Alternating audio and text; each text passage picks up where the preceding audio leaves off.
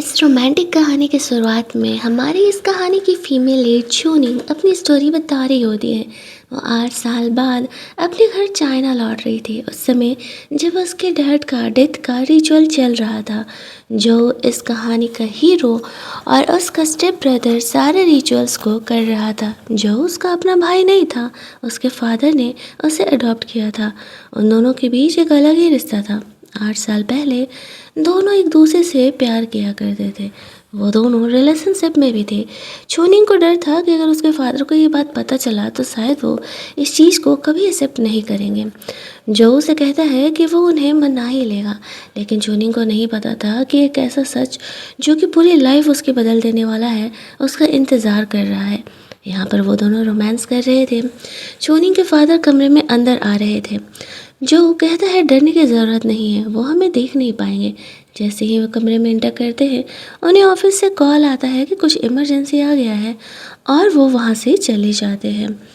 वो दोनों प्यार तो करते थे, लेकिन अचानक से छोनिंग वहाँ से जा चुकी थी। 8 साल बाद वो अपने पापा के डेथ रिचुअल में आई हुई थी। इधर फ्लैशबैक में जो भी अपनी बहन की बातों को याद कर रहा था। उसका कहना था कि वो छोनिंग के साथ कभी रिलेशनशिप में नहीं रह सकता। उसके फादर की वजह से इनके फादर की जान गई है। इसी वजह से उसकी बहन छोनिंग से नफरत करती थी। बट सच क्या है वो हमें आगे पता चलेगा। यही सारे रीजंस की वजह से जो ने छोनिंग से ब्रेकअप कर लिया था। तभी वहाँ पर छोनिंग का रूममेट बॉयफ्रेंड यान वहाँ पर आ जाता है। वो छोनिंग का केयर करने का एक्टिंग कर रहा था। असल में वो पैसे के लिए और बिजनेस के कनेक्शंस के लिए छोनिंग के साथ था। दोनों को कोई रिलेशनशिप भी नहीं था। यहाँ पर वो जो को जानता नहीं था। जब छोनिंग उसे इंट्रोड्यूस कराती है कि ये मेरे भाई जैसा है, तो फिर जाकर के वो सोचता है अच्छा तो ये जो है ये हमारी कंपनी के लिए बहुत सही है। वो उससे बात करने का कोशिश करता है। यहाँ पर वो छोनिंग का केयर कर रहा था। छोनिंग उसे वहाँ से जाने के लिए कहती है, ये कहते हुए कि ये फैमिली मैटर है और फिलहाल यान को यहाँ नहीं होना चाहिए। वो कहते हैं ठीक है, मैं बाहर इंतज़ार कर रहा हूँ। उसके जाते ही छोनिंग के कुछ अंकल जो कि काफ़ी बदमाश थे और छोनिंग से उसकी कंपनी हड़पना चाहते थे, वहाँ पर आकर के उसे परेशान करने लगते हैं। मरने से पहले छोनिंग के फादर ने ये कंपनी जो के नाम की थी और यहाँ पर उन लोगों को ये बात बिल्कुल भी रास नहीं आ रहा था। उनका कहना था कि नहीं, जो यहाँ पर वो कंपनी नहीं संभालेगा, ये कंपनी हम संभालेंगे। जो उन्हें डांटते हुए वहाँ से भेज देता है। छोनिंग वहाँ पर अपना प्रेयर वगैरह करती है। जो कहता है कि डोंट वरी, ये कंपनी वो तुमसे कभी छीन नहीं पाएंगे। छोनिंग को भी नहीं पता था कि जो क्या प्लान कर रहा है। जो कहता है तुम जाकर के घर पर आराम करो, ये सब कुछ मैं संभाल लूँगा। वो वहाँ से अपने कमरे में चली जाती है। वहाँ पर जाती है, अपनी रखो चीज़ों को देख रही थी। एक पुराना हैंकरचिप उसे मिलता है, जिसे देख करके वो सोचती है ये अब भी उतना ही अगली दिखता है जब कि वो 8 साल पहले दिखा करता था। फ्लैशबैक में वो याद करती है उसके फादर जो को उसके मॉम डैड के मरने के बाद पहली बार घर लेके आए थे अडॉप्ट करके। छोनी को वो बिल्कुल पसंद नहीं आया था कि किसी और का इस घर में आना। जो उसे कहते तुम्हें मुझे भाई कहने की ज़रूरत नहीं है, तुम मुझे माँ नाम से भी पुकार सकती हो। तब उसने उसे वो हैंकरचिप दिया था। यहाँ पर दोनों के बीच दोस्ती हो गई थी। तभी वहाँ पर उसे उसकी फ्रेंड का कॉल आता है। वो कहती है ये यान का कुछ करना पड़ेगा, कुछ ज़्यादा ही तुम्हारे और उसके बारे में रूमर फैल रहा है। फ़ौरन में छोनिंग को फ्लावर से एलर्जी हो गया था, वो एलर्जिक थी। तब यान ने उसका हॉस्पिटल ले जाकर के हेल्प किया था। उसी के बाद से रूमर फैल गए कि ये दोनों बॉयफ्रेंड गर्लफ्रेंड है। छोनिंग ने भी उसे क्लियर नहीं किया और यान का उस पर एहसान था तो वो उसे चुकाना चाह रही थी। तो कंपनी के मैटर में उसका हेल्प करने का डिसाइड करती है। तभी वहाँ पर जो उसकी मॉम आने लगती है तो छोनिंग फ़ोन रख देती है। उसकी मॉम उसे कहती है कि अब तुम यहाँ आई हो तो तुम्हें तुम्हारे डैड की कंपनी संभालनी होगी। मैं ये कभी बर्दाश्त नहीं करूँगी कि एक बाहरी इंसान हमारे घर की कंपनी को हैंडल आउट करे। उससे जो तुम्हारे डैड ने उसे शेयर दिए हैं वो लेने का तुम कोशिश करो। छोनिंग उसे कहती है मॉम बहुत हो गया, मैं देख लूँगी मुझे क्या करना है। डैड ने जो को कुछ सोच के ही ये कंपनी दिया होगा। अगले दिन वो जो के साथ ग्रेवयार्ड वगैरह गई हुई थी। वहाँ से जब वो लौट रही थी तब यान छोनिंग को लेने के लिए आता है। उसका केयर करते हुए वहाँ से वो ले करके जा रहा था। जो भी उसे नहीं रोक पाता है। तभी उसका सेक्रेटरी आके जो को बताता है कि शायद यान आज छोनिंग को प्रपोज करने वाला है। मैंने उसकी कार में रिंग वगैरह देखा है। अब जो ये कभी नहीं होने दे सकता था कि छोनिंग उसके अलावा किसी और से शादी करे, तो वो एक बड़ा प्लान करने का डिसाइड करता है, जिससे कि छोनिंग को उससे शादी करने के लिए तो हाँ ही कहना पड़ेगा। इधर दूसरी तरफ यान भी छोनी को यही कह रहा था कि जो एक बाहरी इंसान है, तुम्हें अपनी डैड की कंपनी खुद हैंडल आउट करनी चाहिए, संभालने के लिए तो मैं हूँ ही। छोनी उसे डांट देती है कि वो देख लेगी, ये उसके घर का मैटर है और मुझे नहीं लगता कि तुम मेरे इतने क्लोज हो कि तुम इन सारे मैटर में मुझे ज्ञान दे सको। ये डांटने के बाद वो लोग वहाँ से चले जाते। इधर जो छोनिंग को फॉलो कर रहा था, सीन कट करके हमें दिखाया जाता है कि छोनिंग रेस्टोरेंट से लौट रही थी। उसे वापस से फ्लावर से एलर्जी हुआ था। जो यहाँ पर उसे संभालने के लिए आता है। जैसे कि 8 साल पहले छोनिंग को एलर्जी हुआ करता था, जो उसे दवा दिया करता था, यहाँ पर भी वही होता है। छोनिंग को वो कहता है कि तुम खुद का ख्याल क्यों नहीं रखती हो। वो उसे वही एंटी एलर्जिक पिल्स खिलाता है। छोनिंग मन में सोचती है कि जिस तरीके से जो पहले उसका केयर करता था, वो अब भी उन सारी चीज़ों को याद करके रखा है। हालांकि वो यहाँ पर कभी भी अब अपनी फीलिंग जो के लिए दोबारा नहीं जाहिर करने वाली थी, जब से जो ने उससे ब्रेकअप किया था। चोरी की तबीयत असल में ज़्यादा ख़राब हो रही थी, तो जो ये अम्ब्रेला फेंक करके रोड साइड इतना अमीर है पर बात करते हुए उसे वहाँ से लेके जाता है। फ्लैशबैक में हम लोग देखते हैं कि यान खाने पर छोनिंग को प्रपोज किया था रिंग ऑफ फ्लावर देकर के। इस ढक्कन को तो ये भी याद नहीं था कि छोनिंग असल में फ्लावर से एलर्जिक है और ये छोनिंग का सेवियर बना फिर रहा था। छोनिंग ने यहाँ पर यान को रिजेक्ट कर दिया था, ये कहते हुए कि वो उससे प्यार नहीं करती। तभी वहाँ पर जो आ जाता है, उसे लगता है कि छोनिंग उससे हाँ कहने वाली है। वो उस फ्लावर को दूर फेंक देता है और कहता है तुम इससे प्यार करते हो, तुम्हें इसके बारे में कुछ भी पता ही नहीं है। वो छोनिंग को वहाँ से चलने के लिए कहता है। यान उसे कहती है 2 साल पहले तुमने मेरी जान बचाई थी, दैट्स वाई मैं तुम्हारी एहसानमंद हूँ। कोई रोमांटिक फीलिंग नहीं है तुम्हारे लिए मेरे मन में। ये कह के वो वहाँ से चली जाती है। यान को लगने लगता है अगर छोनी गई तो उसका बिजनेस का फ़ायदा भी उसके हाथ से चले जाएगा। इधर जो छोनी को संभालते हुए घर लेकर के जा रहा था, वो देखती है कि उस एंटी एलर्जिक पिल्स की वजह से उसकी तबीयत ठीक हो चुकी है। जो उसे वो दवा अपने साथ रखने के लिए बोलता है। छोनिंग वहाँ से निकल करके घर चली जाती है, जहाँ पर कि उसे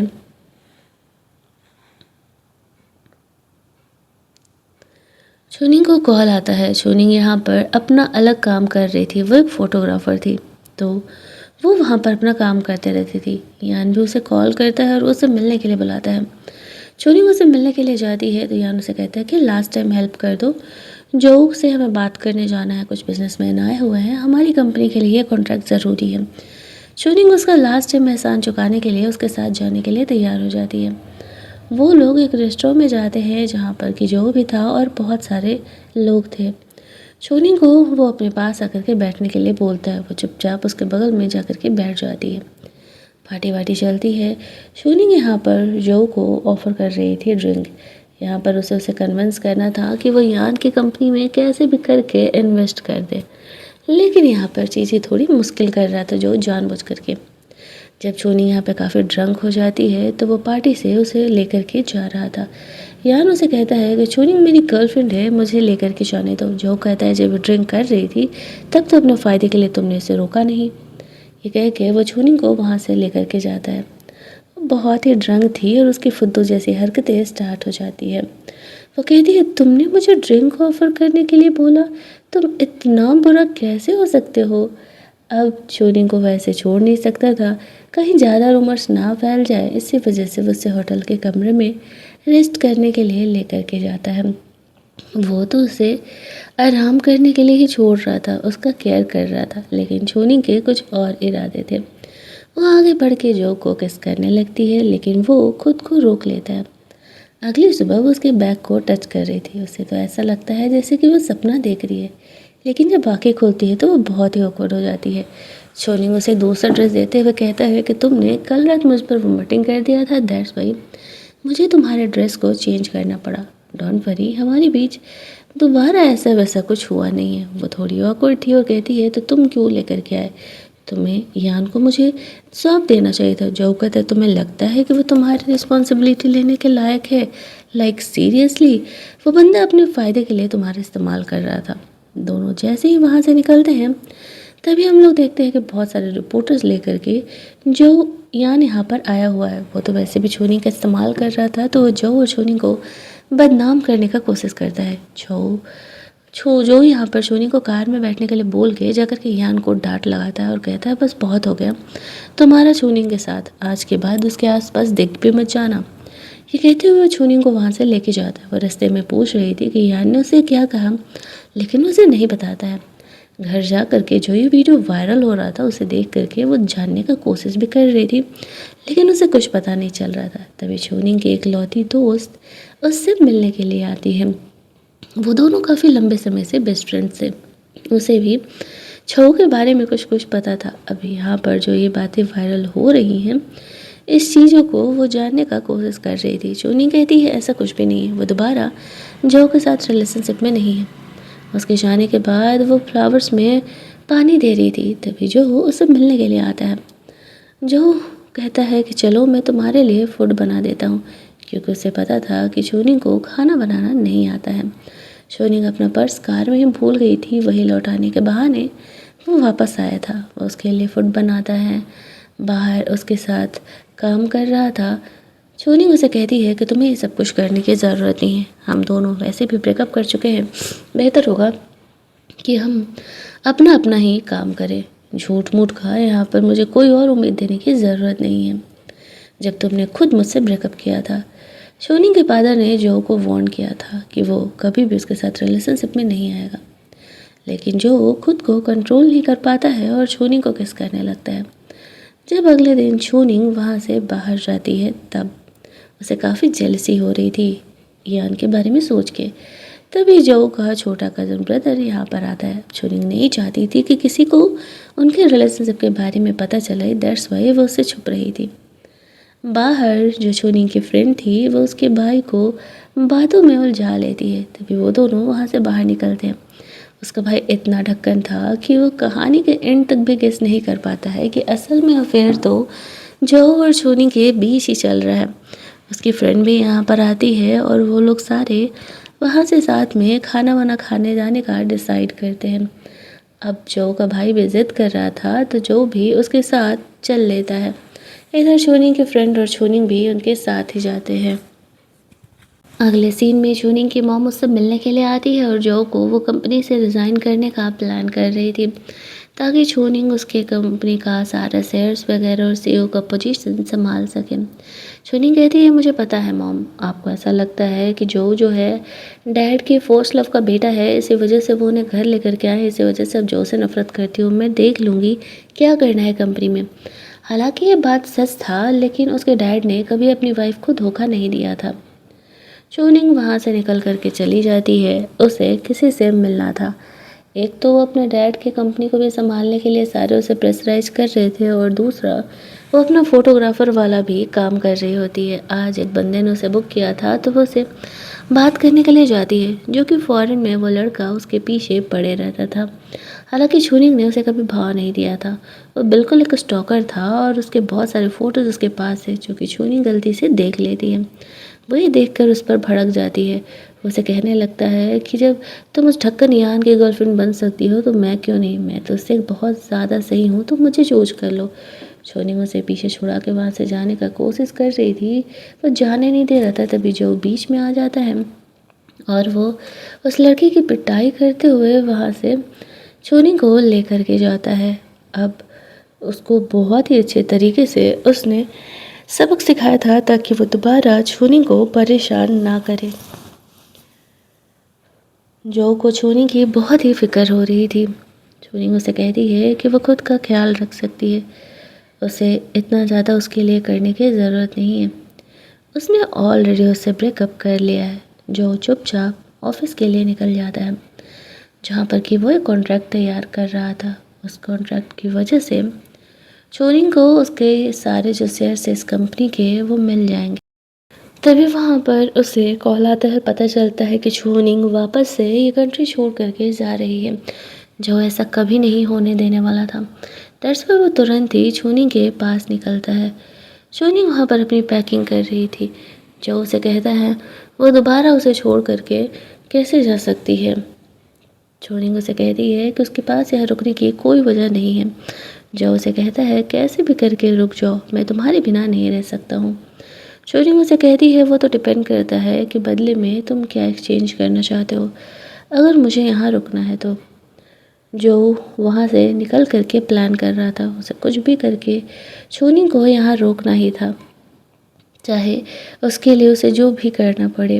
वो उसे कहते ठीक है, वो इस सवाल का जवाब उसे कल दे देगा। ये कह के वो वहाँ से चले जाता है। पूरी रात वो बैठ करके सोचता है कि उसे क्या करना होगा जिस वजह से कि छोनिंग उसे छोड़ करके ना जाए, और फाइनली उसके दिमाग में एक आइडिया आता ही है। इधर छोनिंग को ये बात नहीं पता था जो प्लान कर रहा था।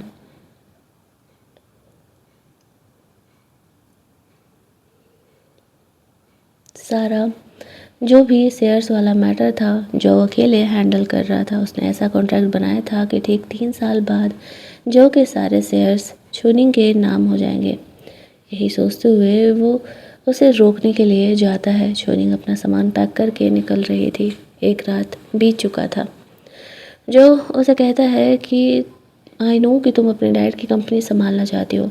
तुम्हें पता है तुम्हारे डैड ने मुझे कंपनी क्यों सौंपी थी मरने से पहले? क्योंकि वो जानते थे कि मैं इतना कैपेबल हूँ कि मैं उनके उन घटिया रिश्तेदारों से तुम्हारी इस कंपनी को संभाल सकता हूँ। बट मेरे पास तुम्हारे लिए एक ऑफ़र है, तुम मुझसे शादी कर लो। मुझसे शादी करोगे, आज से सिर्फ 3 साल का वक्त मुझे चाहिए तुमसे। 3 साल बाद ये सारे शेयर्स तुम्हारे हो जाएंगे, तुम आराम से कंपनी संभाल पाओगी, तुम्हारे जो भी रिश्तेदार हैं वो तुम्हें परेशान नहीं करेंगे। कुछ सोचते हुए छोरिंग इस बात को हाँ कह देती है। जो उससे एक नॉर्मल रिलेशनशिप की डिमांड किया था, 3 सालों के लिए वो प्रॉपर तरीके से उसकी वाइफ बन के रहेगी। तो छोनिंग भी कुछ सोचने के बाद हाँ कह देती है। प्यार तो वो भी जो उसे भी करती थी और उसे कंपनी भी चाहिए था, तो वो इस चीज़ के लिए रेडी हो जाती है। जो ने जो कॉन्ट्रैक्ट वगैरह रेडी किया था, इससे 3 साल बाद उसके पास ना तो शेयर्स रहेंगे और ना ही इस कंपनी से मिले पैसे। फिर भी जो अपना सब कुछ दांव पर लगाने के लिए तैयार था।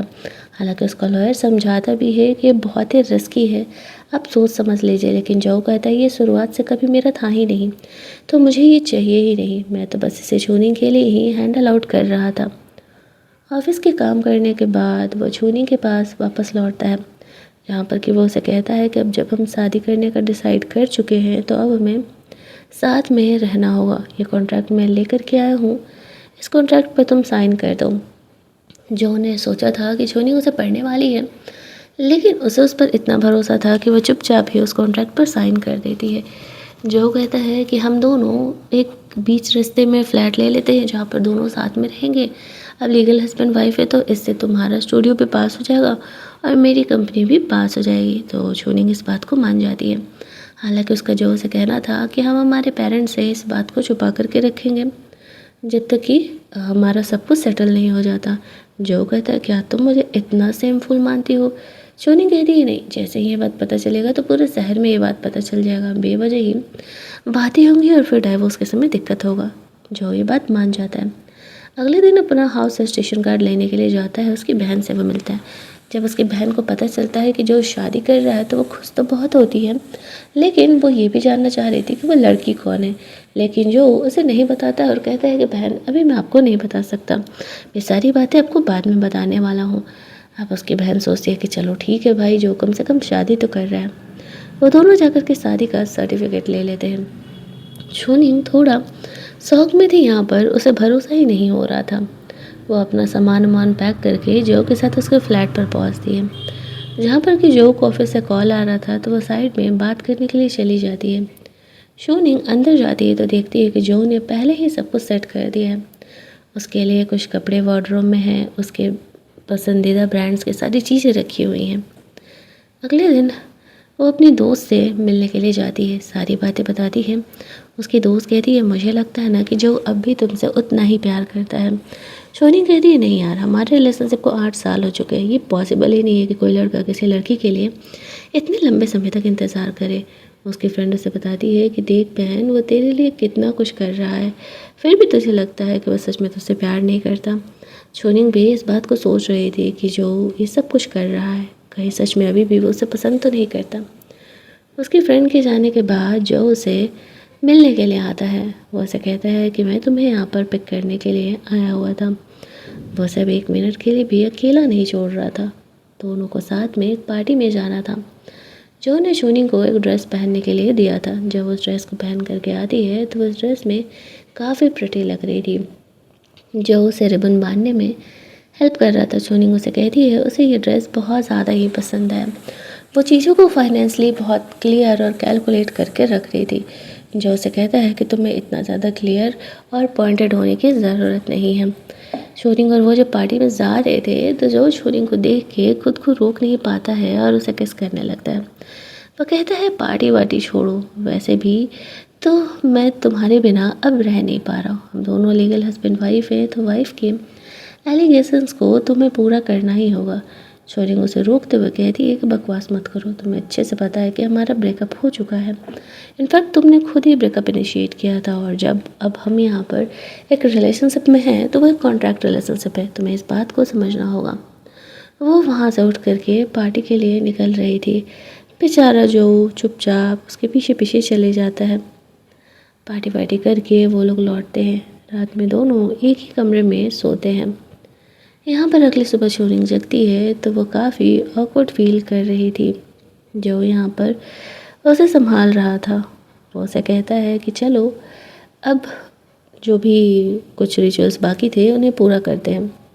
वो लोग वहाँ पर बाहर जाते हैं जहाँ पर कि इन दोनों को देख करके कुछ लोग खुश थे। वो लोग शादी वादी में जाते हैं जहाँ पर कि जो और शोनिंग के जो कॉमन फ्रेंड्स थे उनकी शादी थी। वहाँ पर वो दोनों उन दोनों को इनवाइट किया था, हालांकि उन्हें नहीं पता था कि उन दोनों ने भी शादी कर लिया है। जो शोनिंग की फ्रेंड थी वो बहुत ही ज़्यादा खुश थी कि फाइनली 8 सालों बाद शोनिंग यहाँ पर लौटी है तो वो उसकी शादी भी अटेंड कर पा रही है। इधर जो ये शादी देख के सोच रहा था कि उनकी शादी कब होने वाली है। तभी वहाँ पर वो एक लिली नाम की लड़की से मिलती है जो कि शोनिंग को पसंद नहीं करती थी। वो लिली से शादी करना चाहती थी, हालांकि उनकी शादी की बात भी चली थी लेकिन जो ने मना कर दिया था।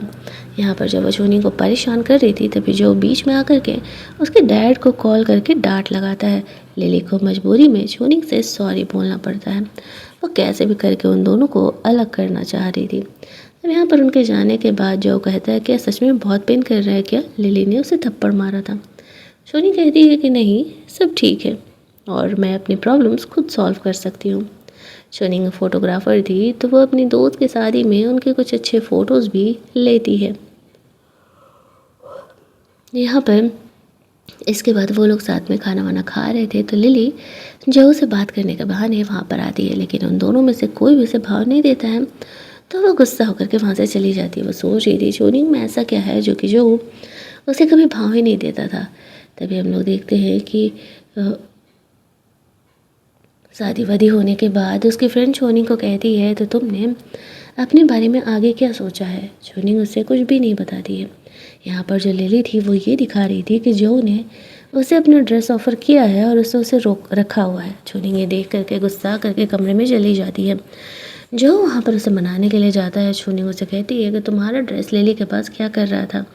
जो उसे छेड़ते हुए कहता है तुम्हें जलन हो रही है क्या, मेरा ड्रेस उसके पास है। तो शोनी उसे कहती है मुझे सीधे से बताओ, मुझे जानना है। जो उसे कहता है कि ये तो मैंने अपने दोस्त को दिया था सिर्फ रखने के लिए, उस पर ड्रिंक गिर गया था तो मुझे नहीं पता कि वह लिली के पास क्या कर रहा है। शोनी समझ जाती है कि वह सिर्फ उसे जेलस फील कराने के लिए ऐसा कर रही थी, तो वो इस बात को इग्नोर कर देती है। वैसे भी वो सोचती है कि वो जो से अलग होने वाली है तो उस पर हक जताने का उसका कोई हक नहीं है। फ्लैशबैक में वो याद कर रहे थे कि उनका रिलेशनशिप उसके फादर ने जब पता चल गया था, उन्हें डिस्कवर कर लिया था, तो उनके लिए कितनी पंगे बढ़ गए थे और उन्हें वहाँ से अलग होना पड़ा था। हालांकि जो का शोनिंग से ब्रेकअप करने का रीज़न शोनिंग को नहीं पता था। शोनिंग को यहाँ पर कॉल आ रहा था उसकी कंपनी में जो प्रॉब्लम्स हो रही थी उसी बारे में। वो दोनों वहाँ से बाहर निकलते हैं जहाँ पर कि जो अभी भी शादी के कुछ और रिचुअल्स हैंडल आउट करने के लिए गया हुआ था शोनिंग के साथ। उसकी दोस्त वगैरह यहाँ पर आती है। लिली आकर के जो को जैकेट लौटा रही थी। चोनिंग उसे कहती है दोबारा ये घटिया ट्रिक कभी मत चलना। लिली कहती है पता नहीं जो को तुम में क्या दिखता है, हमारी शादी का रिश्ता भी उसने ठुकरा दिया था। जो यहाँ पर आता है और वो लिली के सामने चोनिंग को किस कर लेता और कहता है क्योंकि मैं इससे प्यार करता हूँ, इसी वजह से मैं इससे शादी तक करने के लिए तैयार था। तुम्हारा तो कोई चांस ही नहीं है, तुम तो बिल्कुल भी इसके जैसी क्या इसके बराबरी की भी नहीं हो, तो खुद को ना कभी इससे कंपेयर भी मत करने का कोशिश करना, छोनी की ही बेइज्जती होगी। उसे डांटते हुए वो वहाँ से भेज देता है। जब जो छोनी का सपोर्ट कर रहा था तब उसे काफ़ी सही महसूस होता है, क्योंकि जब उनके बंदे अपनी बंदियों का सपोर्ट करते हैं ना तब उन्हें ऐसा लगता है जैसे कि उन्हें पूरी दुनिया ही मिल गई। घर जा कर के छोनी को जो भरोसा दिलाता है कि लिली अब उसे दोबारा परेशान नहीं करेगी। वो दोनों रोमांस करने लगते हैं। फाइनली उनका रिश्ता किसिंग से भी आगे बढ़ता है। जो यहाँ पर छोनी को कहता है कि वो सीरियसली छोनी के साथ अपना रिलेशनशिप रखना चाहता है, लेकिन छोनी फ़िलहाल इस मूड में, इस इरादे में नहीं थी, क्योंकि उसे पहले तो अपने डैड की कंपनी संभालनी थी, इसके बाद ही वो जो के बारे में सोचेगी कि उसे क्या करना है। लेकिन जिस हिसाब से जो उसका केयर कर रहा है, इट्स ऑब्वियस कि किसी भी लड़की को उससे प्यार हो ही जाएगा।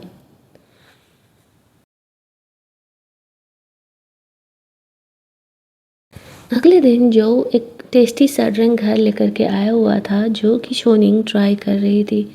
जब वो यहाँ पर उसे पीती है तो वो गलती से कुछ ज़्यादा ही ड्रिंक कर लेती है और यहाँ पर वो ड्रंक हो जाती है। उनका घर में पूरा मस्ती चल रहा था, तभी शोनिंग की मॉम आ जाती है। उन्हें उन दोनों के रिलेशनशिप के बारे में पता चल जाता है। वो शोनिंग पर बहुत ही गुस्सा कर रही थी, जो वो बीच में आता है।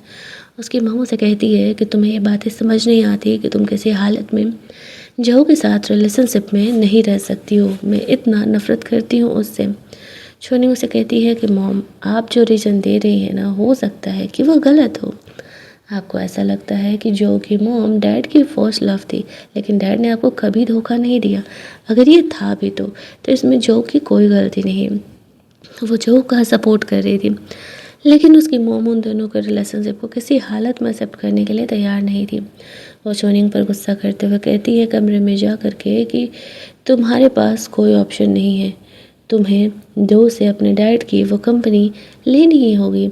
शोनिंग भी अपनी मॉम से लड़ रही थी कि मॉम जो वैसा बुरा नहीं है जो आप सोच रही हो, वो अपनी मर्ज़ी से ये कंपनी नहीं संभाल रहा है। जो ने ये कंपनी डैड ने ये कंपनी जो को दिया था तब वो ये कंपनी संभाल रहा था, ये बात तो आप भी अच्छे तरीके से ही जानती हैं। उसकी मॉम के जाने के बाद जो यहाँ पर आता है, शोनिंग उसे हक कर लेती है क्योंकि उसे जो पर भरोसा था कि वो उसे इस मैटर में धोखा नहीं दे सकता। उसकी मॉम उससे बहुत ही गुस्सा होकर के गई थी, शायद रिश्ता विस्ता भी तोड़ ली थी जब उसने छो को चूज किया था। तो जो उसे कहता है कि डोंट वरी, वो सब कुछ ठीक कर देगा।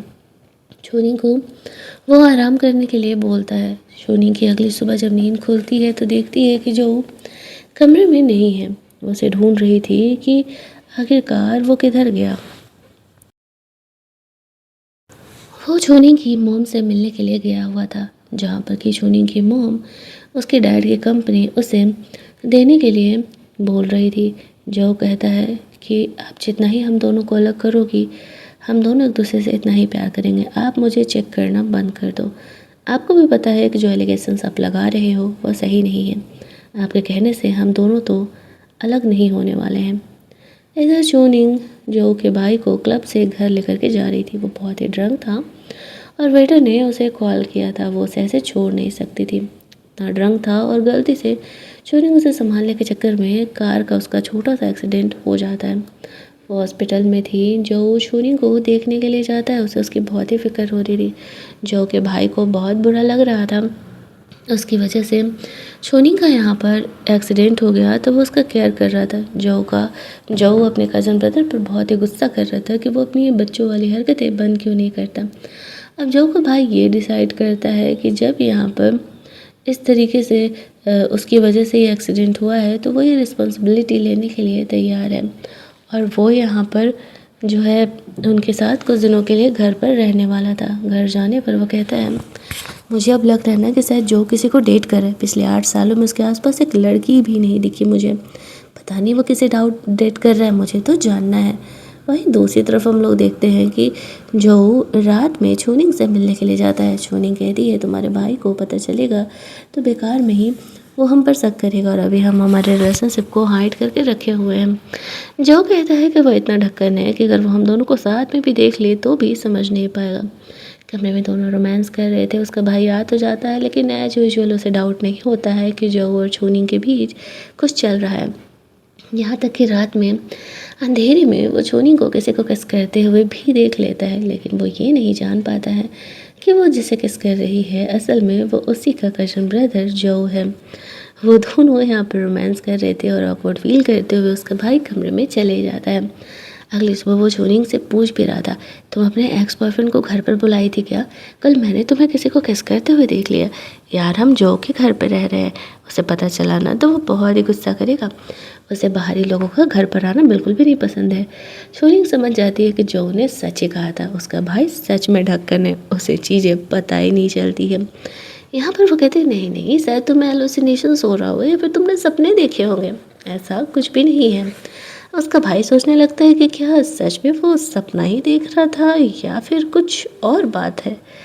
वो जो यहाँ पर आता है तो वो उससे भी इस बारे में पूछ रहा था कि आखिरकार वो भाभी कौन है, क्योंकि उसे पता था कि उसने शादी कर लिया है लेकिन वो उसे नहीं बताता है। इधर शूनिंग अपनी फ़ोटोग्राफी वाले काम को भी संभाल रही थी। उसके मन में यही बातें चल रही थी कि 8 सालों से जो कभी किसी रिलेशनशिप में भी नहीं रहा है, आखिरकार चल क्या रहा था? क्या वो सच में उसका इंतज़ार कर रहा था? वो अपने फ्रेंड और उसके भाई के साथ बाहर खाना वाना खाने के लिए जाती है या फिर ये कहे कि कॉफ़ी डेट पर जाती है। जो का भाई शोनिंग से पूछ रहा था कि क्या उसने सच में भाभी को देखा है। शोनिंग उसे हाँ में जवाब दे देती है। जब वो वहाँ से घर पहुँचती है तो जो उसके पीछे पीछे जाता है और वो उसे किस करने लगता है। शोनिंग उसे कहती है कि उसका भाई आता ही होगा और वो उन दोनों को साथ में देख सकता है। वो कहता है देखने दो, मुझे इस बात से कोई फ़र्क नहीं पड़ता है। उसका भाई जो को किसी लड़की के साथ देख तो लेता है लेकिन जो शोनिंग का फेस उसे देखने नहीं देता है। वो उसे वहाँ से जाने के लिए कहता है। जो का भाई बाहर निकल के शोनिंग को कॉल करता है कि भैया ने भाभी को घर बुलाया है, मुझे देखना है कि वो लड़की कौन है, तुम पता लगा करके मुझे बताओ। उसने तो मुझे घर से भी जाने के लिए बोल दिया फ़िलहाल। शोनिंग बहाना करके फ़ोन रख देती है। उसे तो बहुत मज़ा आ रहा था यहाँ पर जो के भाई को थोड़ा परेशान करने में।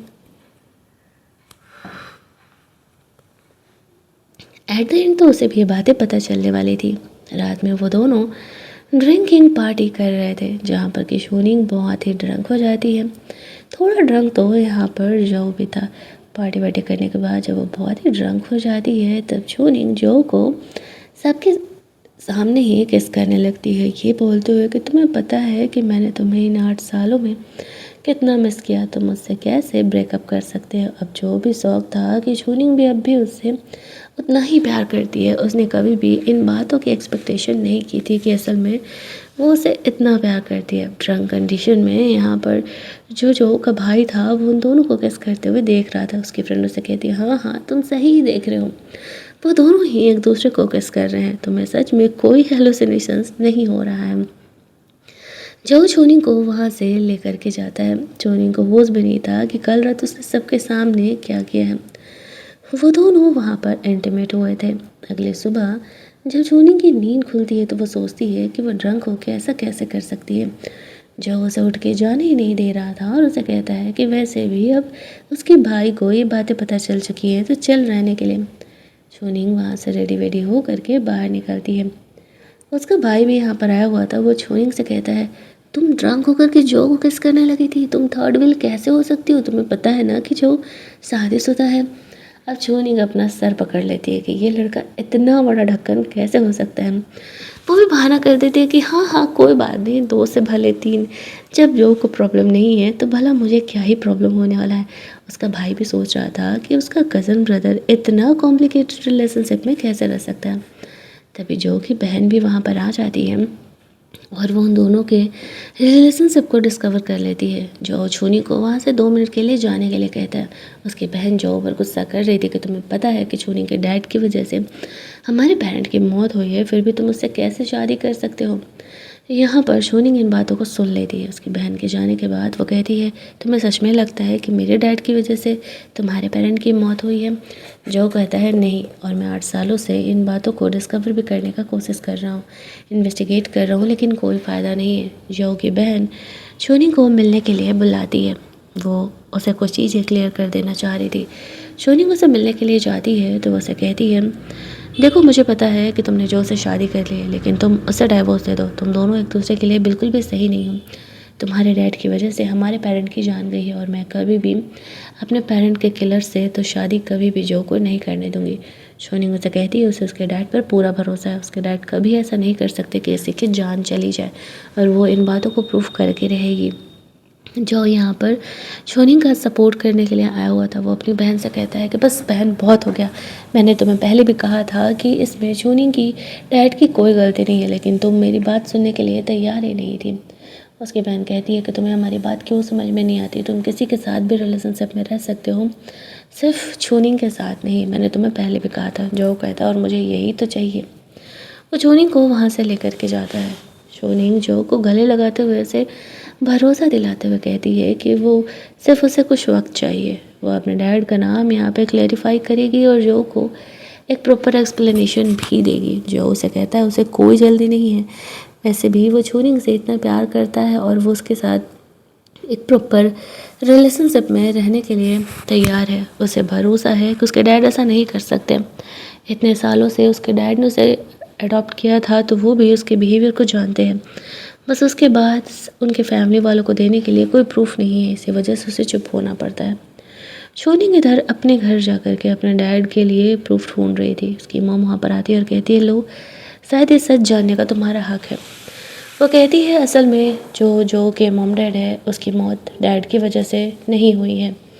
हालांकि ये बात का प्रूफ मेरे पास था, डैश कैम, लेकिन मैंने उसे छुपा दिया था ताकि मैं तुम्हारे डैड को गिल्ट में डाल सकूं। उनकी फर्स्ट लव थी वो, और मुझे ये बात बिल्कुल भी बर्दाश्त नहीं थी। जो कि मॉम डैड की मौत तो एक एक्सीडेंट में हुई थी, लेकिन वो एक्सीडेंट एक गलती थी। शोनिंग अपनी माँ पर गुस्सा करने लगती है कि इतने साल से वो जो से अलग हुई, अलग उसे रहना पड़ा सिर्फ और सिर्फ उसकी मोम की वजह से। उसकी माँ भी समझ गई थी कि जो और शोनिंग अलग नहीं होने वाले हैं, इसी वजह से उन्होंने ये प्रूफ उन्हें दे दिया था। शोनिंग जो से मिलने के लिए जाती है, उसे पता चला था कि जो के कार का एक्सीडेंट हुआ है। वो बहुत ही परेशान होकर के हॉस्पिटल पहुंचती है। उसे लगता है कि एक्सीडेंट काफ़ी सीवियर हुआ है, लेकिन जो ठीक ठाक था। वो जाकर उसे गले से लगा लेती है और कहती है कि वो अब भी उससे उतना ही प्यार करती है और वो उसके बिना नहीं रह सकती है। जो कहता है कि उसे पता है ये बात। यहाँ पर शोनिंग जो को वो वीडियो कार्ड देते हुए अपनी मॉम की सारी हरकतों को बताती है। जो दो बातों से खुश हो जाता है। पहला कि वो ये बातें क्लियर कर पाएगा कि इसमें शोनिंग के डैड की कोई गलती नहीं है, जिस वजह से कि वो दोनों यहाँ पे रह पाएंगे। और दूसरा, जब शोनिंग को ये पता है कि उन दोनों के बीच ऐसा कुछ नहीं है और उन्होंने क्यों ही ब्रेकअप किया था, तो वो उसके पास वापस आ चुकी है, तो वो उसके साथ आराम से एक हैप्पीली एवर आफ्टर वाली लाइफ जी सकता था। तभी शोनिंग को चक्कर आने लगते हैं, वो बेहोश हो जाती है। जब उसकी आँख खुलती है तो जो उसे बताता है कि वो ठीक है, लेकिन शोनिंग प्रेग्नेंट है। शोनिंग अपने किस्मत को अपना लेती है, ये मानते हुए कि शायद उसे जो के साथ ही रहना लिखा है। लास्ट में जो की बहन को भी जब ये बात सच पता चलता है, तो उसे भी उन दोनों के रिलेशनशिप को अपनाना पड़ता है। कहानी के एंडिंग में दोनों शादी कर लेते हैं और हमारी कहानी यहीं पर एंड कर दी जाती है। अगर आपको ये कहानी अच्छी लगी होगी तो वीडियो को लाइक और शेयर करना मत भूलना। चैनल को सब्सक्राइब कर लेना ताकि नए वीडियोज़ के नोटिफिकेशन आपको मिलते रहें। चलिए जल्दी से मिल लेते हैं हम लोग एक और नई कहानी के हिंदी एक्सप्लेनेशन में। तब तक के लिए कीप लिसनिंग।